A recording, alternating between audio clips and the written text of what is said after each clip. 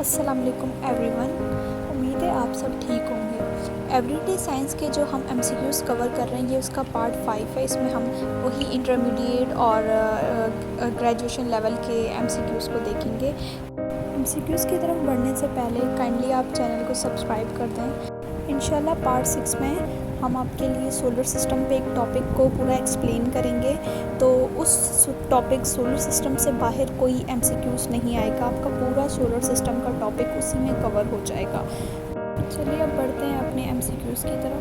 तो पहला एमसीक्यूज़ है हमारा कि फ्रीजिंग पॉइंट ऑफ वाटर, यानी वाटर का फ्रीजिंग यानी जमने का जो टेम्परेचर होता है वो क्या होता है। हमें पता है बॉइलिंग टेम्परेचर 100 सेंटीग्रेड होता है, तो फ्रीजिंग टेम्परेचर 0 सेंटीग्रेड होता है, 0 सेंटीग्रेड।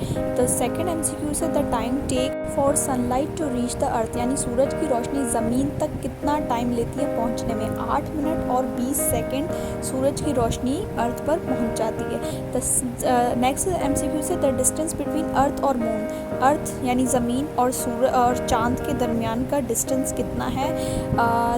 384,400 किलोमीटर डिस्टेंस है। Next the scientist who told heat is a form of energy, जो हीट है गर्माइश है वो एक एनर्जी की फॉर्म है। ये किस साइंटिस्ट ने बताया था, ये जूल, इसीलिए एनर्जी का जो यूनिट होता है वो भी जूल होता है इसी साइंटिस्ट के नाम पे। नेक्स्ट एमसीक्यू से the percentage of water used for drinking in the world, पानी में जो क्या कहते हैं वर्ल्ड दुनिया में जो पानी मौजूद है उसका कितना परसेंट पानी जो पीने के लिए यूज़ किया जाता है, 1%।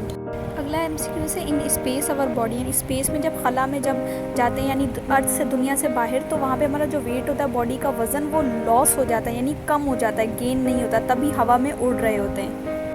अगला एमसीक्यू से common food source of vitamin. अच्छा, विटामिन ए किससे मिलता है। विटामिन ए मिल्क, दूध से, अंडों से, बटर मक्खन से, और वाइट शुगर हनी वगैरह से नहीं मिलता, बाकी सब्जियों वगैरह से मिलता है। ऑप्शन सी में सारी सब्जियां हैं, कैरेट, पोटैटो वगैरह, तो उसमें से भी मिलता है। तो विटामिन ए ऑप्शन और सी ऑप्शन करेक्ट है। नेक्स्ट एमसीक्यू है विटामिन सी की डेफिशिएंसी लीड्स टू, यानी जब कमी हो जाती है विटामिन सी की तो कौन सी बीमारी हो जाती है। ये मोस्ट इंपॉर्टेंट एमसीक्यू से स्कार भी हो जाती है।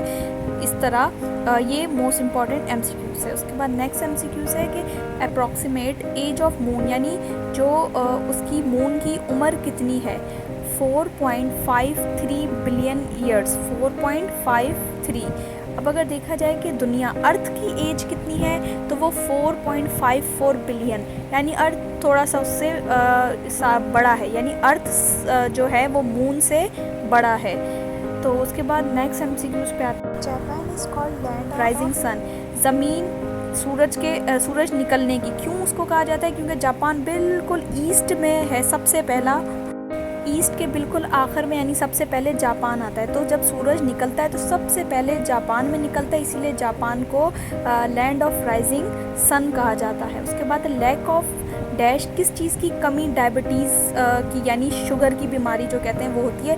इंसुलिन की जब कमी होती है तो शुगर डायबिटीज़ की बीमारी होती है, इसीलिए वो इंसुलिन की जो सिरिंज लगाई भी जाती है। नेक्स्ट है glass is made of the mixture of, ये इंटरमीडिएट यानी 12th क्लास की केमिस्ट्री में भी है कि जो गिलास बनता है वो किससे, सैंड और सिलिकेट, यानी इस दो मिक्सचर से बनता है। नेक्स्ट है which of the following rays are more penetrating यानी आर पार हो जाना, सबसे ज़्यादा पावर किसकी है।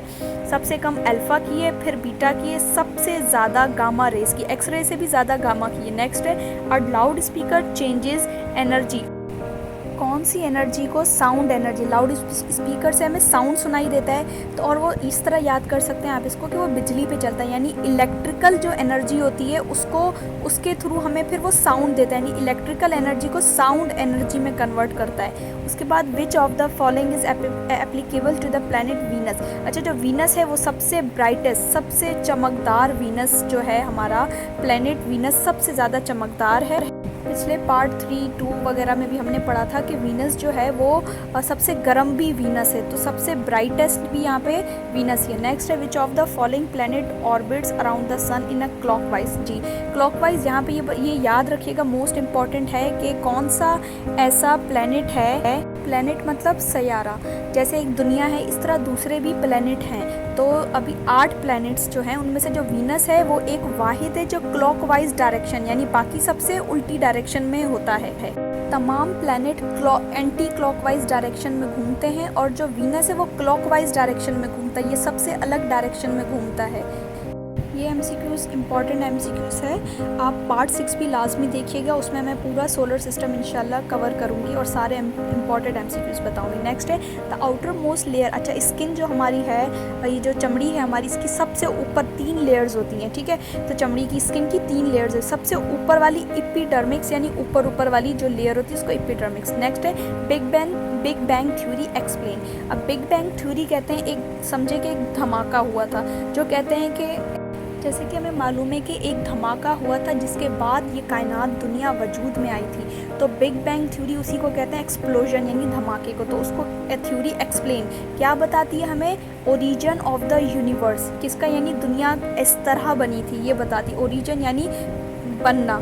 नेक्स्ट है evaporation from ice and snow. अच्छा, एक बर्फ़ है, बर्फ़ क्या होती है, पहले पानी बनती है, फिर वो एवोपरेट यानी उड़ जाती है, गैस बन जाती है या गायब हो जाती है, इस तरह। आइस जो होती है बर्फ़, वो सॉलिड होती है। अगर कोई चीज़ सॉलिड डायरेक्ट एवोपरेट यानी गायब हो जाए, बिल्कुल गैस बन जाए, तो उसको हम सब्लिमेशन कहते हैं, जब एक आइस एवोपरेट हो जाए डायरेक्ट। तो नेक्स्ट है स्पेनिच यानी क्या कहते हैं, पालक। लीव्स, पालक के जो पत्ते होते हैं, आर रिच इन, ये इंपॉर्टेंट एमसीक्यूज़ भी है और कॉमन सी बात है, हमें पता होता है कि पालक खाने से आयरन मिलता है, तो पालक में आयरन होता है। नेक्स्ट है ये वाली डायग्राम हम समझेंगे डिटेल में, कि इसमें मैं आपको एक टॉपिक या एक कॉन्सेप्ट समझाना चाह रही हूँ कि सबसे पहले है कार्निवोरस, हर्बीवोरस और ओमनिवोरस। तो ये जानवरों की टाइप्स हैं। तो हर्बीवोरस वो होते हैं जो सिर्फ ये जो येलो कलर में है बीच वाला। हर्बीवोर्स वो एनिमल्स होते हैं जो कि सिर्फ पत्ते खाते हैं, घास वगैरह हो गई, लीव्स, प्लांट्स वगैरह खाते हैं। कार्निवोर्स वो होते हैं जो गोश्त खाते हैं, दूसरे जानवरों को खाते हैं। ओमनिवोरस वो होते हैं जो दोनों खाते हैं, गोश्त भी और प्लांट्स वगैरह भी। तो इसमें से ये एमसीक्यूज़ आ सकता है कि हर्बीवोरस क्या खाते हैं, वो प्लांट खाते हैं। ओमनिवोरस कौन होते हैं, जो दोनों खाते हैं, यानी वो जानवर जो पौधे भी खाते हैं, दरख्त वगैरह पौधे भी खाते हैं और गोश्त वगैरह भी।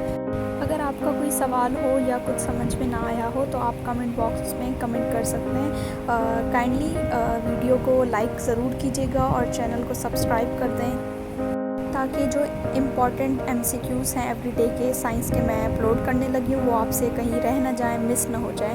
तो थैंक यू।